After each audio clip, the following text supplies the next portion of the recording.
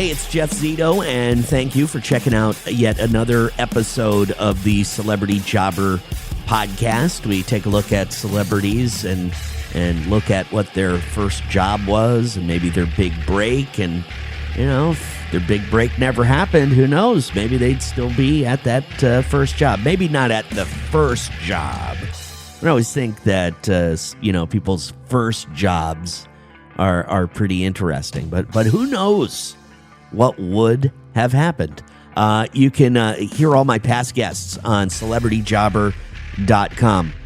Streaming everywhere, Apple Podcasts, Spotify, wherever you listen to podcasts. You can also follow on Instagram, celebrityjobber_podcast, youtube.com/celebrityjobber. Okay, Deon Cole, this guy, very funny comedian, observational comedian. Do you know, I just saw, it was a few days ago, he's performing somewhere, I think it was in LA, and all of a sudden in the audience, he plucks out, hey, my friend in the audience, and brings him up on stage. It's frickin' Paul McCartney, the Beatle. Can you believe that? I mean, who's bigger than that? So that was kind of surprising when I saw that clip. Deon Cole attended Philander Smith University, just received an honorary doctorate. It's pretty huge honor to be bestowed on someone, an honorary doctorate, if you will. So, how did this guy get into comedy? Obviously, he's pretty funny, but, you know, what was the big break? What happened to, get him into, everybody's house? Seeing, all these comedy specials. Average Joe on Netflix. Man, have you checked that out yet? The Russian Mafia. Deon plays the lead, Joe Washington and Average Joe. You got to check this out. Plus, all his comedy specials, like I said, who knows? How did this guy get here? What's his story? We're going to find out coming up next. Comedian Deon Cole is my guest this week on Celebrity Jobber. The Celebrity Jobber Podcast with Jeff Zito. If you like what you hear, please subscribe, give a 5-star rating, and leave a review. Check out all our past episodes on Apple Podcasts, Spotify, or wherever you pod. What if these celebrities weren't famous? What would they have become? What was their first job? We're about to find out. Hello, Deon. Hey, what's going on? Should I call you Dr. Deon Cole? Yes, you should. Now, that's a pretty cool honor that you got an honorary doctorate from your alma mater. What did you go to school to study? What were you studying in school, Deon? I was doing psychology. I was a psych major. So what did you think you were going to do when you graduated? What kind of job did you think you were going to have? I didn't know. I thought I was going to be a magician. Well, I'm glad you're not, because for some reasons magicians creep me out. Like some people get creeped out by clowns. Magicians do that to me, and I don't know why. Maybe it's the eye contact. You know what I mean? Oh man, so how did you get into this crazy business of comedy? Is your parents funny?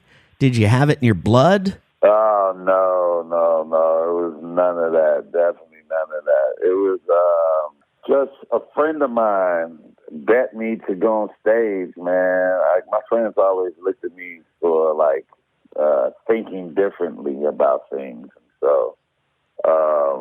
Yeah, he just was like, I dare you to go on stage, and he bet me like $50, and I went on and never looked back. Wow. And that's, growing up in Chicago, to go up on an open mic night or whatever it was that you went up first time, it'd be pretty scary because those people, they're not very forgiving if you're not funny, right? Yeah, absolutely. Chicago's a tough crowd, man, definitely. So you got to know what you're doing. So you got up on stage as a bet for your friends, and that was the beginning of your comedy career. So like I was saying earlier, you went to college, you're studying psychology. You didn't know what the hell you were going to do. So how old were you? Right. Well, how old were you when you did this? When you got up on stage? 22. Okay, so you were like right in the beginning of the working world. What were you doing currently at the time that you got up on stage? What was your occupation? I was working at this place called Leather Makers. Leather I was makers. selling leather coats. Nice. Okay. Yeah, I was selling leather coats. Was that your first job out of college? Yeah, that was my first job. Yeah, absolutely. And what was your very first job? Period. What was your first gig ever? Paid job was at McDonald's. I was working on fries. Okay, are you sure? And that seems like a Kamala Harris lie. Just checking. No, I'm for real. I took the job and only worked there for like 3 weeks because I only wanted enough money to buy like this Gucci belt. Okay. And then I quit. So it only took I wanted this belt so bad, man. it only took 3 weeks though from working at McDonald's to get that Gucci belt. That's not bad. It took 3 weeks to get a belt. Deon. Sound like a good idea to me. Deon, what did your parents do for work? My mother worked at a currency exchange. Oh wow. And my father, he wasn't with us, but I think he like worked at a post office or something. Okay. So you come from a family of regular people. You're nobody in your family is in show business. Yeah, no, I'm not a heir to anything. No show business, blue collar, very poor, lots of love. Celebrity Jobber. The Celebrity Jobber Podcast with Jeff Zito. So humble beginnings. Tell me a little bit about how, okay, you go up on stage, you do your comedy thing, and then you end up getting a job in the business. So tell me how a regular person goes about getting their first job in show business. I think it's just it deals with just you as a person being resilient. Number one, loving what you do, knowing that letting that craft you have, that gift you have, take you away from whatever it is that you're doing. I would never suggest drop everything and go chase your dreams. I say let your dreams take you. Let your skills take you to your dreams. Right. You know? So you joined the staff of The Tonight Show with Conan O'Brien earlier on in your career, or was that kind of in the middle of your career? That was towards the middle of my career. I was already doing stand-up and making a very good, a decent living doing stand-up, and that was it. And then I did a couple films, like cameos in films. And when Conan came along, it was something I wasn't even really thinking about as far as writing for somebody or nothing. It was just more wow, okay. I did some writing for people before. A guy by the name of Ricky Smiley, I used to write for him. But Yeah. I was thinking Conan O'Brien, and yeah, that worked out very well for me. Yeah, I'd say so. So what do you think? You look back on your whole career from from right now, where you've got a new Netflix special coming out, which I want to talk about. But from the time that you jumped on stage for a $50 bet to now, can you think of the time where kind of it all changed for you, like a big break, if you will? What was it? Well, it's several big breaks, to be honest with you, that lead to where I am right now. I had showcases that were just as important as big TV shows. Without that showcase, I wouldn't have been in the eye of people who needed to see me. So, those showcases really meant a lot to show my skills, show what I can do. And then on a grand level, shows like Conan O'Brien or Angie Tribeca or Blackish or Grownish that show people really what I can do. And Average Joe as well. My show Average Joe is on Netflix right now, just showing range and still doing movies like The Harder They Fall or You People with Jonah Hill and Eddie Murphy and The Color Purple. So yeah, just showing range, man, trying to do different stuff. The Celebrity Jobber Podcast with Jeff Zito. Celebrity Jobber. Now, when you bring up the film You People, I get goosebumps because it's so cringy at times, like seeing Jonah Hill is the whitest Jewish guy. And and he's trying to like show people he's got flavor, but at the end of the day, he's just like a very, very white Jewish guy. Is it hard? Is it hard today to do that kind of stuff? Because at the end of the day, it's just comedy. You're supposed to make people laugh. But people are weird today, and you got to be so careful. Are you careful with anything in your comedy nowadays? I try to stay away from people like that and deal with the people that follow me, and that's it. And I try to let the people that follow me dictate how those people who don't like what I do, they regulate them. They tell them, hey, you don't need to be here. We paid money to hear him. We want to see him. If you don't want to be here, you get out of here. I have the people that follow me deal with those kind of people.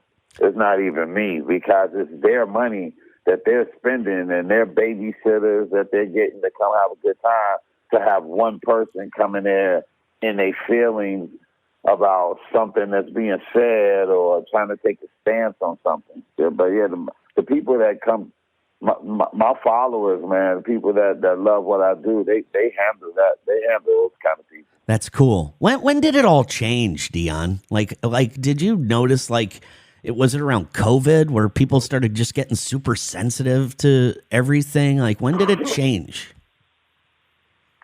I think it started changing when, around COVID, or really it changed when Black Lives Matter started happening, because it was like people was like, oh, people are taking a stance on something. Well, we're going to take a stance on something. It was happening even before Black Lives Matter, but from what I saw, it really kicked in after Black Lives Matter, because it was just this whole cancel culture thing that was going on, and it was like, yo, all right already. It's like everybody was uptight about something, and it was like, relax, you know what I mean? It was like almost like black people couldn't protest without somebody else going, well, we're going to protest too, and it was like, it just led to this thing, and it was like, I don't know. That's just what I noticed, and I could be wrong. And if I am, I apologize, but that's what I know. Yeah, you got to cover your back there. Absolutely. So got to cover your back, man. So tell me a little bit about your latest comedy special. Is it tough to do one of those specials? Because I notice that, when I'm a fan of comedy, and I'll see a comedian, and then their special comes on Netflix, and it's kind of the same set. Now, is it like the set that you use like the year prior, and then you put it out on the end, so your people aren't constantly coming out to see you and saying, oh man, I just saw him perform that, on Netflix? Yeah, so this is what I do. Like it takes me 2 years to write a special. 2 years. I just don't put out specials every year, because I feel as though that it takes me a long time to observe and craft this material, And so what I do is I spend a whole year, observing things and writing things down. And then I organize it and put it in a way that everybody can relate to it, and I tour with it for like a year. And every comic does this. This is no different, from Chris Rock to Chappelle to everybody, John Mulaney. We all do the same thing, where we tour with it, and then after we tour with it, we shoot the special with it. And then we start all over again. The Celebrity Jobber Podcast with Jeff Zito. Celebrity Jobber. Who were some of the comedians when you were growing up that inspired you, that you know, kind of wanted to be like? Man, I mean, the greats. I don't even... It's obvious. It's Red Fox and Richard Pryor and George Carlin, and, you know, it's all those people. But it also was like Ellen DeGeneres, you know, and it also was Mitch Hepburn. It was, Moms Mabley, Dick Gregory, Paul Mooney. You know, there's a lot of people that made me think differently, you know. Okay, mister. It's the new comedy special on Netflix from Deon Cole. I always keep thinking of, hopefully you're not ending this interview with a whelp. I was just praying that wasn't going to happen. I thought this went fairly well, Deon. No, this is a wonderful interview. Thank you so much for sharing your platform. Thank you, pal. Take care, man. All right, you too, brother. I love this guy, Deon Cole. Very, very funny guy. Observational comedian, which, you know, just kind of doesn't really have jokes. You know, he in one of his stand-up specials, he says, you know, I'm not like a slip on the banana peel, a pie in the face kind of guy. I look around, you know, what's going on, and I comment on that. He's just really, really funny, down to earth, born in Chicago. I thought it was an interesting story about how he got started in comedy. And I mean, you could, you know, his big break and all that good stuff. You could almost say that him going on stage because his friends bet him to go on stage, that was, you know, the big break. You know, I know he said that there were a lot of comedy showcases that he was involved in, and the right people saw him, and then, you know, Blackish, when he got that role, that was kind of a big break for him. But, you know, really, you turn it back to his friends busting his balls and saying, go up there, I'll give you $50 if you go up on stage at a, you know, comedy club, open mic night, and try some comedy out. Do you know how tough that is to hear, you know, no applause, nobody's laughing, very embarrassing. It's happened to me plenty of times. So takes balls to go out, especially in Chicago. Think about that crowd, right? So if you really think about it, $50 bet from some of his buddies to get up on stage and try to do comedy. That was a defining moment in Deon Cole's life. Okay, Mister, his new stand-up special on Netflix. I urge you to go check it out. Oh, by the way, his first job was at McDonald's. Very first job he took at Mickey D's, and he's not lying, by the way. He said it's a true story. But his first job at McDonald's, the only reason he worked there was to buy a Gucci belt.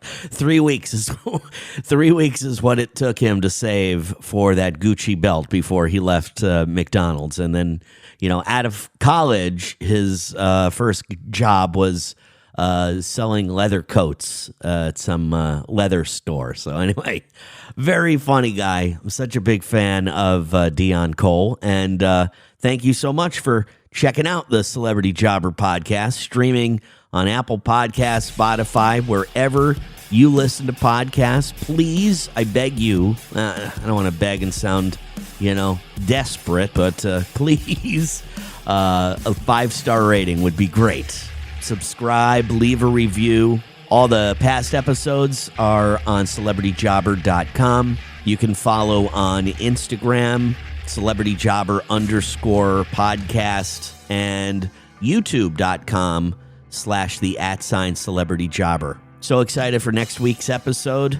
The Ayatollah of rock and rolla, one of the greatest professional wrestlers of all time, the lead singer of the band Fozzy, Chris Jericho, coming up next week. right here on Celebrity Jobber. Thanks so much for listening. See you next week. I'm Jeff Zito.